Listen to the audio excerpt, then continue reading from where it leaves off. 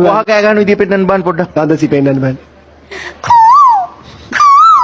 කොහමද? ඔයා පෙන්නන්න සැලලීනිය කෑ ගන්න විදිය. සැලලීනිය කෑ ගහන්නේ. ගිරවා ගිරවා. ගිරව කෑ. මම ගන්න.